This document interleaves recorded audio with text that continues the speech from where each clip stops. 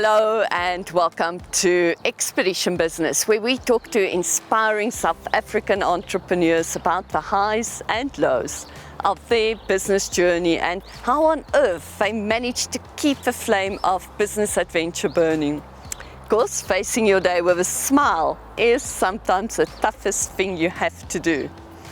My name is Christel Rosleer-Venter, your host and the one privileged enough to be talking to Tersia Burger, CEO and founder of Stepping Stone Hospice in Alberton. But before we get to Tersia, I would like to remind you to please subscribe, like, comment and share this episode with as many of your friends and family as possible. Without your help, we cannot continue to share the amazing stories of our South African entrepreneurs. Tersia Burger started Stepping Stone Hospice as a promise to her dying child, Vicky Bruce. Today, 12 years later, they've helped over 3,000 patients. But they need your help. They are sitting with mountains of admin and paperwork, and that doesn't even come close to the almost 1 million rand expenses that needs to be covered each month. Tersia and her team does not show people away that can't afford their services, so they need your help. We've got a list of everything that you can do at the end of this episode and more details in the description below. So stay tuned. Listen to the story of Tersia and how she copes on a daily basis and how she needs your help. A patient comes in and they're vomiting with pain. And an hour later they're sitting in the garden having a cup of tea with their family. That's why we can do it. It's making a difference. Nobody should die screaming in pain. Nobody should live the life that my child lived.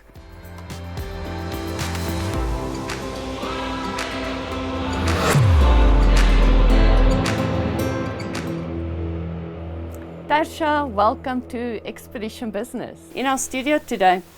But do you want to quickly, I've mentioned that you're not quite an entrepreneur in the same sense as what we normally talk to.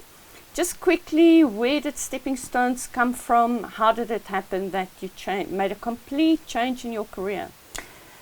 My daughter was born with a degenerative bone and tissue disease, and she really had a horrific suffering throughout her life. She was born, it's a rare disease, and it was her dying wish that I start a hospice in Alberton so that no one would suffer the way she did.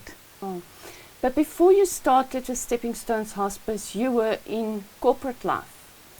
Tell us a bit about that. Yeah, I was in vehicle armoring. So I spent many months of my life in war zones like Afghanistan, Kuwait, Yemen, Saudi. We worked with the United Nations, and it wasn't war vehicles, but it was riot control and policing vehicles. Mm-hmm. So it's totally different. I'd never worked with women before Stepping Stone. I'd only ever worked in a male-dominated world full of Muslim gentlemen who had to grow used to this old lady that interfered in their lives. Uh-huh. So, yeah. If I look at the difference that you've made in Alberton, I can just imagine how different it must have been for them having you there. I was just a simple thing. I was the first female to ever attend trials on military grounds in Saudi Arabia, ever. Wow. And I had meetings with the president of Yemen, and I couldn't go into the palace, and I couldn't go into many of their buildings because they didn't have toilet facilities for women. And we'd have to meet in gazebos and stuff outside where I was permitted to be. Wow. Absolutely incredible. Yeah, And you that's survived that. Well, I loved it. Okay. Do you ever think back on how different things would have been if you stayed there? I know I would have had a lot more money. Okay. I don't ever want to do anything else than what I'm doing now. This is such a different world to the world that I worked in. It's gentle, it's sacred. It's really, you enter into a sacred space with patients. The staff are incredible. No, I wouldn't ever go back to that. You started Stepping Stone Hospice in 2013. 2013, 1st of January 2013. And that was just before Vicky died. Yeah, Vicky was passed our away. first patient, and she died on the 18th of January. She was our first death as well. Yeah, I've heard that story so many times, but just listening to it again is so sad. But so inspirational, because if it wasn't for that, you would have helped so many patients in Alberton and the area. There are times that I do stand in the inpatient unit, and Vicky's photographs are buried in the foundation of the building. And I will actually put my hand on the door and just say a quiet little prayer and ask God, why not somebody else? Why my child? And then I do realize that the purpose of her life was fulfilled when we started hospice. That in 2007, she was ventilated for a long period, and they said she had no hope of any recovery. And they actually switched off the ventilator, and she carried on breathing. It wasn't just her life purpose was Stepping Stone. I'm just the instrument, that's all. We started out of my house, and then in the April we got a little office on Amcare's premises, and they then gave us land on which we could put up a building. Question that I have, it's obviously incredible work that you do, and that's where the entrepreneurship comes in, or social entrepreneurship, is somebody has to pay for everything. How on earth do you manage that? Ooh, lots of prayers. No, and hard work. God only helps those that help themselves. Stepping Stone's a business.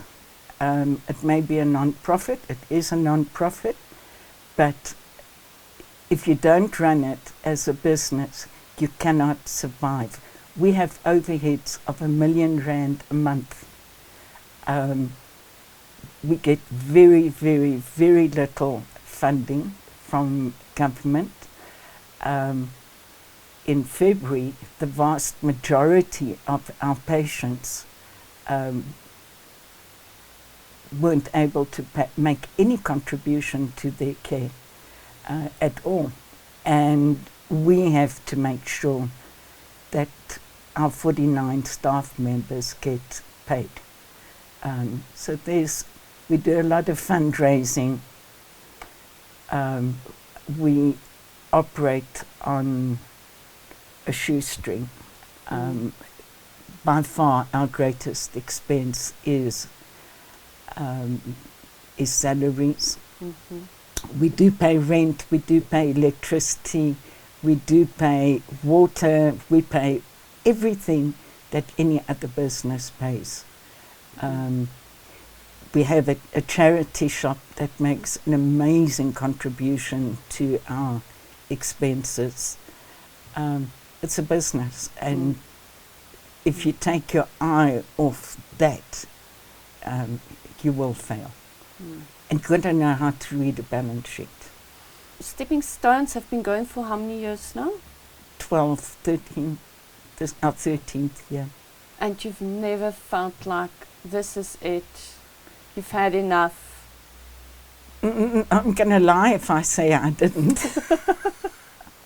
Yeah, there are times that it's rough. I think it's the emotion, Christelle, that gets to you. We have very accurate records of how long our patients are under our care. Tersia, just quickly, how long do people normally stay when they come to Stepping Stone Hospice? Sadly, some people come in because of late referrals by their doctors, and they're in for a day or two, and they die. Last month, we had a patient who'd been with us for 1,149 days. Wow. So people are with us for years. You know, we look after them at home. Our nurse would visit them once a month. We manage their pain, their symptoms. We liaise with their doctors. When their symptoms become very difficult to control at home, we'll bring them into the inpatient unit for a week, 2 weeks, or to give the family a break, because it's exhausting looking after a very ill patient. But people want to live when they have quality of life. So if we can control the nausea and the pain, they want to go out, they want to spend time with their families. But when you're constantly sick and miserable, who wants to live? That isn't quality of living. We have responsible doctors who do refer timeously. And it doesn't mean that it's not a death sentence. Palliative care is a different layer of care. Okay. So our nurses are all ICU trained surgeons. They've all done surgery or ER. They've done all that nursing, and then they have an additional 1 year UCT training course that qualifies them to provide palliative care. Okay. So it's a science. It's not the fact that it's offered by non-profits doesn't make it substandard at any stage. It really is world-class care. Just quickly going back to where you said people should be referred to you much earlier, but that means that the expenses are higher, and in a lot of cases people can't pay for it. That's why we fundraise. But the medical aids do pay for palliative care. So once a patient reaches a certain stage in their cancer trajectory and there is no cure, Discovery, for instance, would give them an advanced illness benefit, which is unlimited. And they would pay us to see the patient at home and manage them. And we keep them out of hospital. Hospitals are viciously expensive. And so if they're unable to pay, doesn't matter, we still care for them. So how does the sponsorship side of things work? Do you have people dedicated to finding sponsorships? We have I do fundraising, and I have a fundraiser. And then I think we all just fundraise. We try and stay in the media as much as possible. We create awareness and speak at schools and retirement villages. We've been blessed that we've received a number of legacies from estates.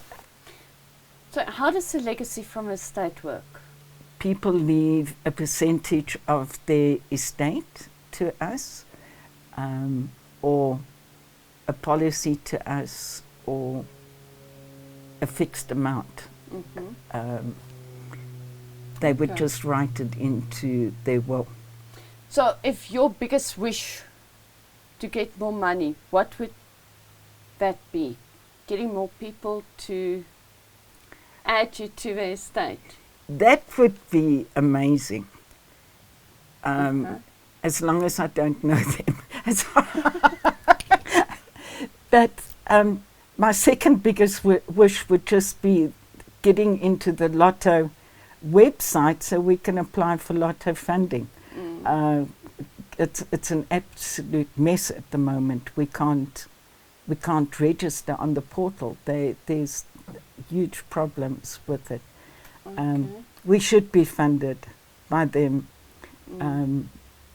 With Hospice South Africa, I'm very involved in seeking funding from the Department of Health and expanding our services to other medical aids. We can't always only rely on fundraising, you know. It's because the reality is, and I've been to a couple of his fundraisers where you get like a couple of $100 here and $1,000 there, and that's not going to make a big difference. Yeah, we had a thing at the Newmarket Mall where we did introduced our mascot, and we had 5 people there talking to people, and the total sum of the donations from 9 o'clock to 2 o'clock was 656 rand. It comes in bits and bobs, but every cent that we get is a cent we didn't have. I spoke at a church, and a lady and a couple came to me, and they said they're now going to cancel their U subscription every second week. They'll get their U, and the other 2 weeks we can get the money. Oh, wow. You know, and we might talk about the biggest donation we ever had. You please do so. We had a patient, Mr. Butlesi. He lived in a squatter camp. He had a trachea, and he was desperately, desperately ill. And we couldn't put a caregiver with him, so we brought him into the inpatient unit. And when the day when we knew he would pass, we phoned the family and we said, "Come, you must come, you must come." And we kept phoning, and eventually the phones just went onto silent, and they arrived 5 minutes late. And what we didn't know, and I said, "Why weren't you here? Your dad needed you." And they said they pushed the mother in a wheelchair from Zonkizizwe to the unit because they didn't have taxi money. And when they left, they thanked us for looking after their father and gave us 10 rand.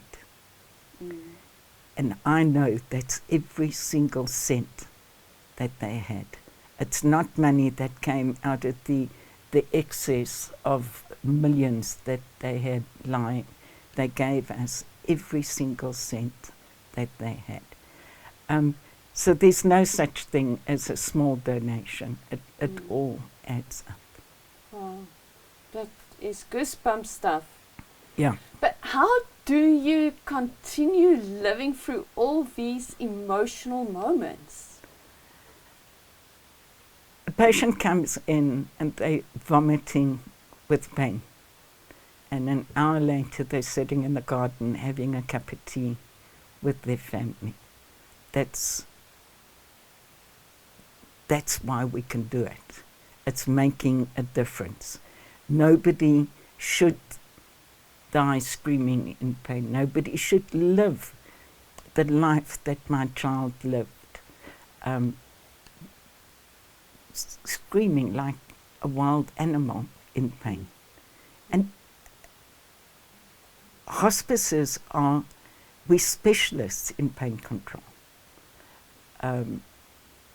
We're specialists in symptom management. And when we make a difference and people die, yes, they do die. We didn't give them cancer. We didn't give them renal failure or whatever disease they diagnosed with.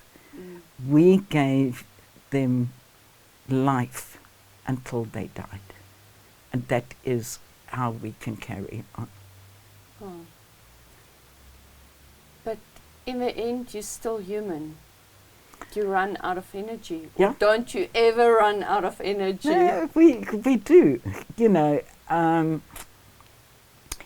So I'm very blessed. I have a best friend, and when her husband died, I said, I will see you every Wednesday night. You will come and have vegetables. So every Wednesday night, Judy arrives, and we debrief, and we do, I mean, just talking to someone, and sometimes just crying or laughing. We laugh more than we cry. Helps. I love my garden. I take my shoes off and I walk in the grass and I ground myself. I read every night before I go to sleep. Also, I don't sleep, so I read myself asleep. Okay. And I am so privileged to do what I do. I don't ever want to stop doing it. Sure. And sometimes we have to step back. We do debriefing for our staff. The children's section is very hard. We lost our first patient that was referred to us was a 3-month-old baby with the same disease that Vicky had, Osteogenesis Imperfecta. She didn't survive because her little rib cage was so fragile that it just collapsed. On the 26th, the one little boy was running a little bit of a temp, nothing that was abnormal. On the morning of the 27th, he was restless and nothing abnormal. He was, and his nurse just held him and she was rocking him and he died in her arms. Just, his little heart just gave in, no warning, nothing. And that is soul destroying. You know, it's when the little ones who haven't lived, we've lived good lives. The little ones they're very hard to deal with. So how on earth do you keep on going with these little ones? I know that my child should have had received palliative care from birth or from diagnosis. She was diagnosed at 18 months. Vicky should have had palliative care throughout her life, not only the last 5.5 months of her life. So rare disease children, as a matter of fact, all the children that we're caring for at the moment have rare diseases and not cancer. Okay. So rare diseases is really it's a killer, and there's just very little care available. And do you find it something that is on the increase, Yes. or is it the same as ever? No, I think maybe we're more exposed to it now. I did ask an oncologist whether cancer was on the increase, and she said no. The diagnostics is just so much better that they're able to pick up cancer a lot sooner. In the olden days, you died of stomach ache, you had a tummy ache for years, or whatever, and you were never diagnosed. So maybe the children were hidden, but you know, our one little girl, Lulu, wasn't supposed to live to the age of 1, and good nursing care. She's 8 now, I think, and she's doing fantastically. She sat up on her own 2 weeks ago, and it's good nursing care. Tersia, you mentioned earlier the Palliative Care Association of South Africa, or not sure if I got that name right, but you're also involved with as the chairperson of a Gauteng palliative care organisation. Yeah, so we all belong to a national association, and the job of the national association is to make sure that we adhere to standards and that we have policies and governance and everything in place and qualified staff. And then we have regional, provincial groups that report into. So I'm chairperson of Gauteng. I'm vice chair of national. And at the moment, I've been seconded by Stepping Stone to the association for a period of 3 months as interim CEO. Wow. How on earth do you get time for all of this? I love work. I just love work. I'd rather work than do anything else in the world.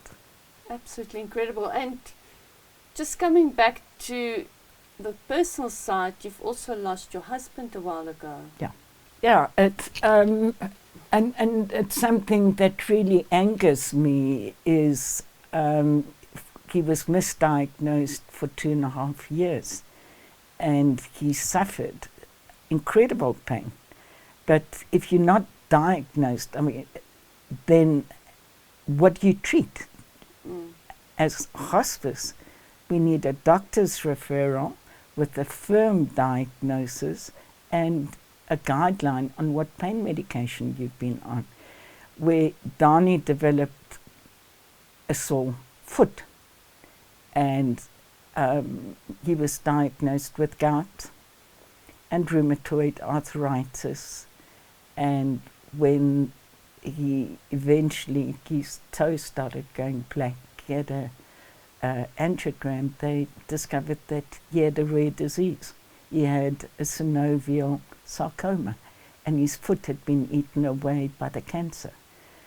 And it's really horrible, because I used to fight with him and say, you need to get exercise, you've got to get out of bed. And he'd say, you have no idea how much pain I'm in. So he did have his leg amputated, and then it was a palliative procedure, and then he came to hospice, and he died in our care 2.5 weeks later. But he was treated with dignity and respect. And the amazing thing is, with all my knowledge, and I've stood next to hundreds of beds of patients that are dying, I became a wife. and not a caregiver. And I'm so grateful to it. It was hard on our staff because in their culture, I'm their mother and Donnie was their father. And the nurses called Margie and said, we want a male nurse on duty when we deal with Nkulu. Sure.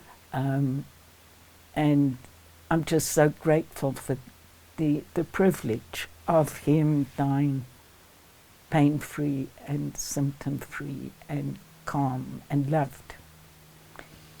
And to some degree, that's thanks to Vicky. It's all thanks to Vicky, yeah. How many patients, roughly, have you dealt with since starting Stepping Stone Hospice?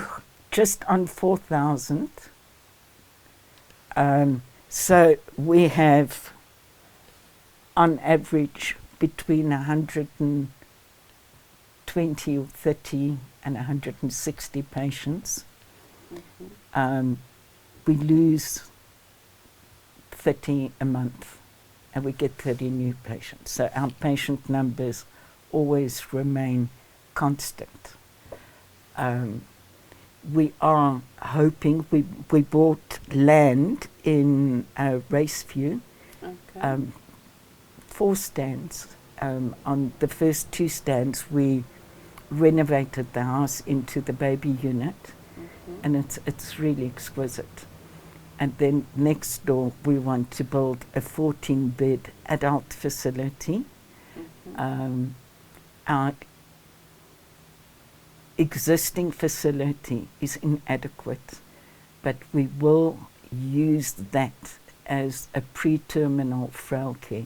You have no idea how many people, old people, the kids are living in the UK or Australia, they don't have a cooking clue what's happening in South Africa, and things are rough, and the parents cancelled their medical aids. And we find them living in the most horrible circumstances, often in the backyard of a sister or a cousin or somebody's homes. So those beds will then be utilized for patients who need 24/7 care but don't have 30 and 40,000 rand a month for frail care. That's the cost of a frail care. Insane. To make this possible, what do you need?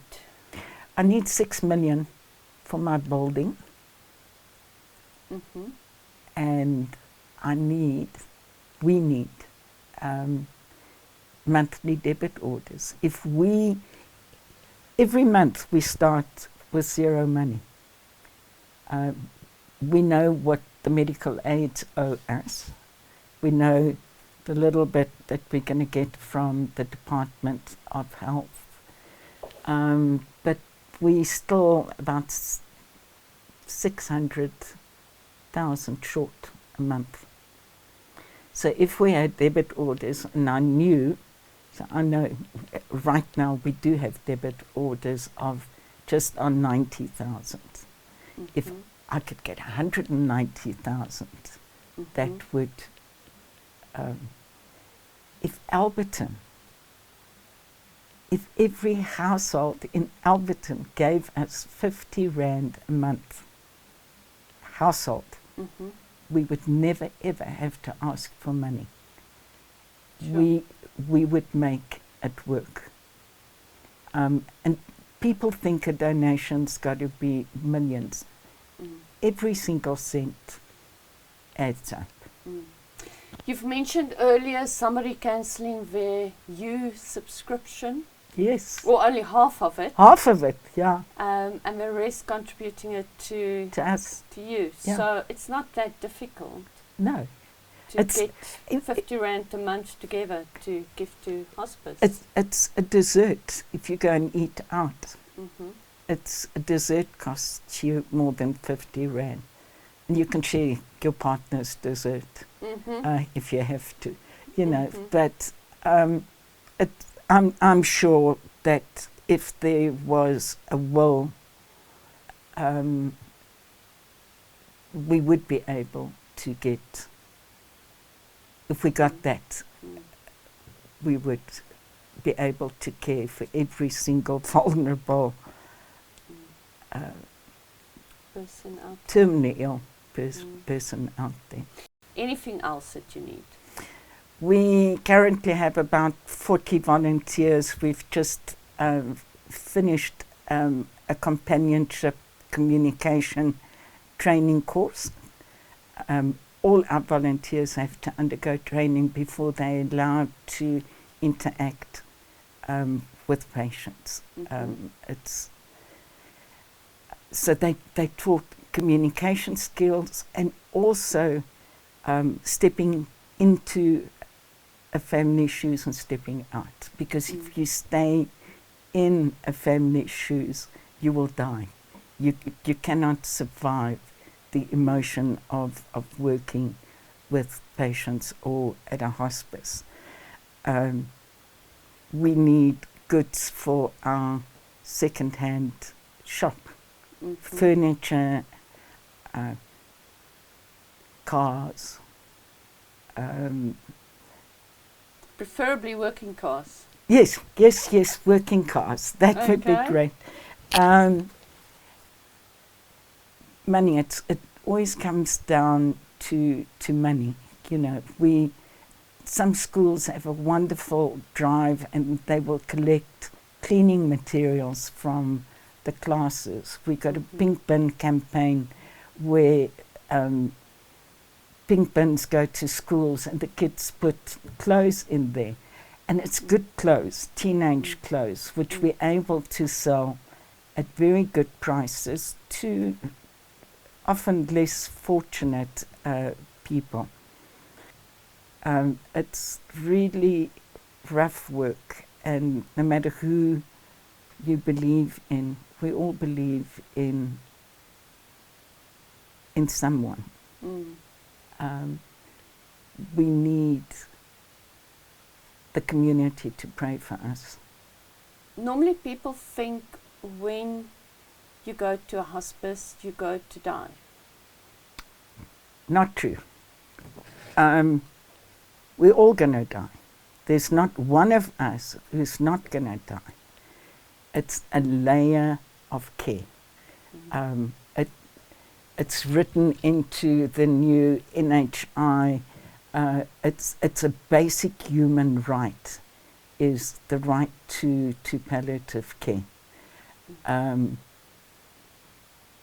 I actually fear what's going to happen in our country with the PEPFAR, the USA debacle, and AIDS and TB medication that's being withdrawn so abruptly.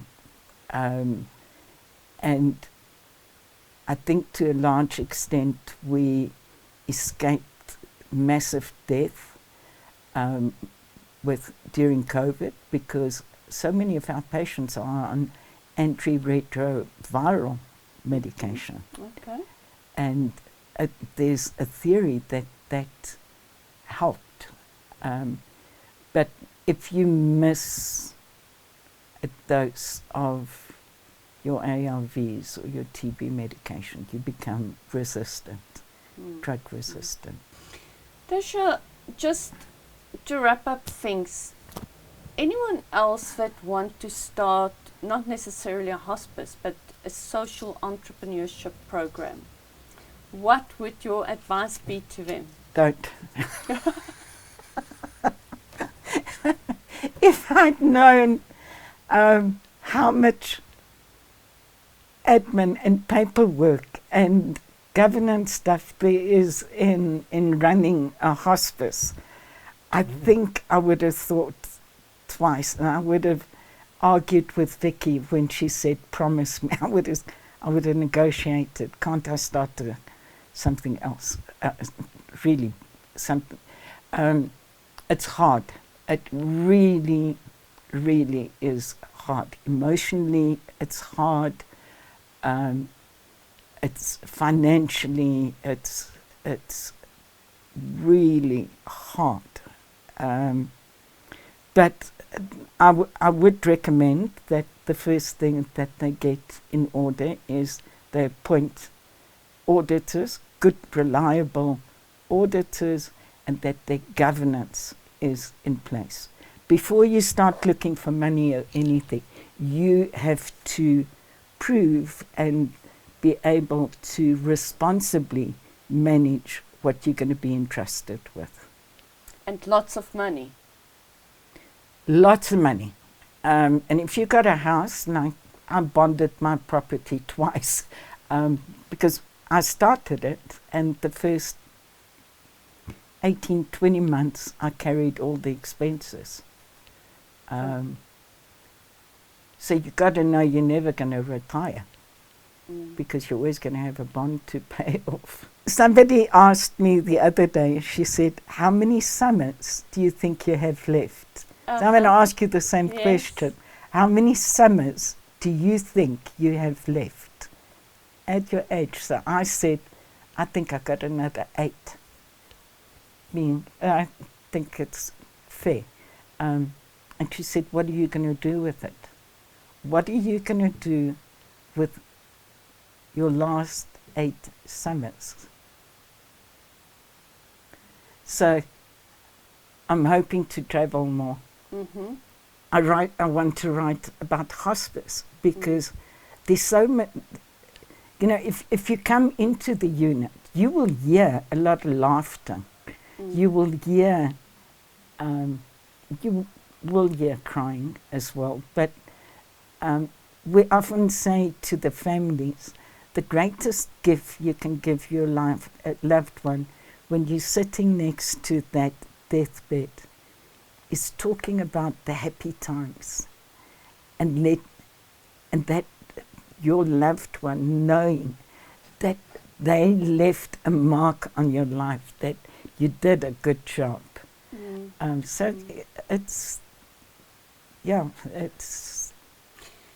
There isn't a day of my life, I think, that I don't cry a tear for my child.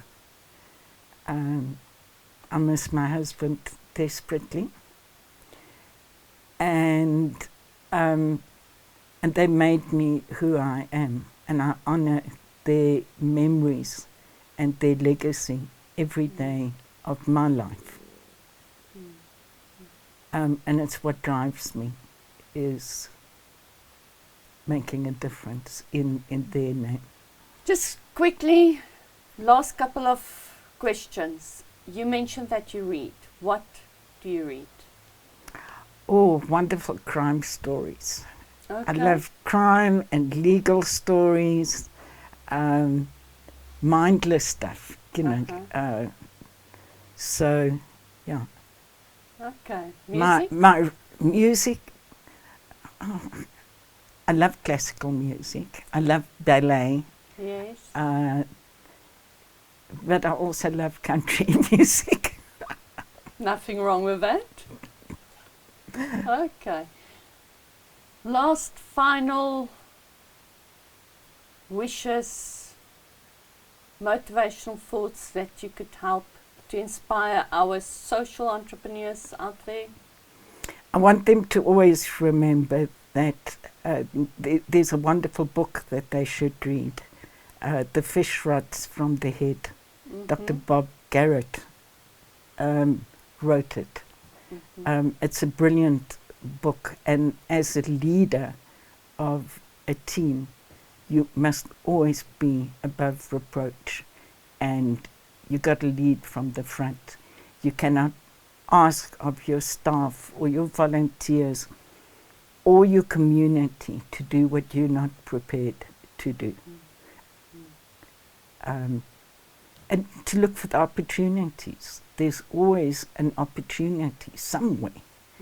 And lots of summits to climb out still. Yes, lots of summits to climb, yeah. I do have a dream of doing the Camino, but as a pilgrimage. I don't think I've ever really mourned Vic. I'm not letting her go. I keep holding onto her. And if I do a pilgrimage, maybe I can let her go. I don't know. It is just such a privilege to have you in our studio today, and thank you. Thank you so much for the honor of being here. I don't know about you, but after listening to Tersia and all the challenges that she faces on a day-to-day basis, I can't help but to wonder how else can we contribute to help Tersia and her team in all their financial challenges and how to overcome it. After all, Tersia did mention that every donation makes a huge difference. You can get more details in the description below, but a few easy ones to remember are debit orders. You can complete a debit order form for as little as 50 Rand a month. Bequests, which is short for gifting money or assets in your testament, leaving a legacy. And then you can support the Stepping Stones charity shop in your Red Roof, Alberton. Whether you have second-hand goods to clear out or need a bargain, this shop is of major importance in the funding to Stepping Stones. Thank you once again to our sponsors, G&S Insurance Brokers and Shine Corporate Gifts and Clothing. Without your help, we cannot continue to share the amazing stories of our South African entrepreneurs. Till next time, don't forget to be awesome.